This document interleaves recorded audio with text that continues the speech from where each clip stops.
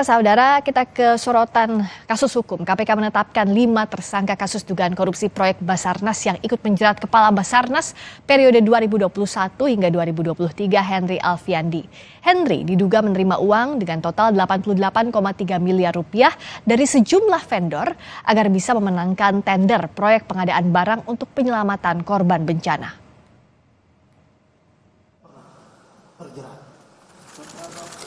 KPK menetapkan 5 tersangka kasus dugaan korupsi proyek Basarnas yang ikut menjerat Kepala Basarnas periode 2021-2023 Henry Alfiandi. Henry diduga menerima uang dengan total 88,3 miliar rupiah dari sejumlah vendor sebagai pelicin agar bisa memenangkan tender proyek pengadaan barang untuk penyelamatan korban bencana.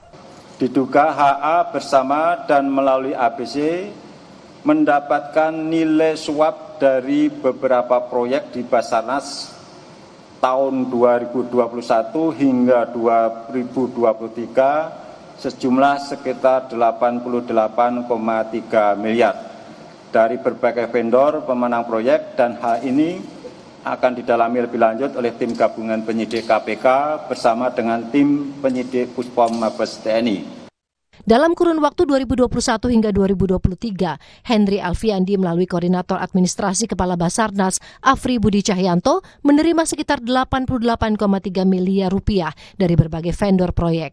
Modus korupsi Kepala Basarnas dari para pemenang tender proyek pengadaan barang penyelamatan korban bencana tahun 2023.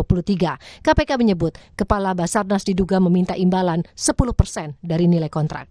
KPK menemukan indikasi di tahun 2023, proyek pemenangan tender Basarnas diantaranya pendeteksi korban reruntuhan bencana senilai 9,9 miliar rupiah, ROV atau alat pendeteksi pasca kecelakaan bawah air untuk KN SAR Ganesha senilai 89,9 miliar rupiah, lalu ada Public Safety Diving Equipment senilai 17,4 miliar rupiah.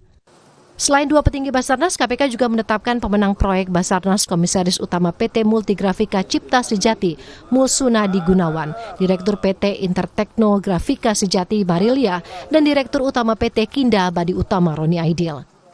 Sementara itu, hasil laporan harta kekayaan penyelenggaraan negara, Kepala Basarnas memiliki kekayaan 10,9 miliar rupiah.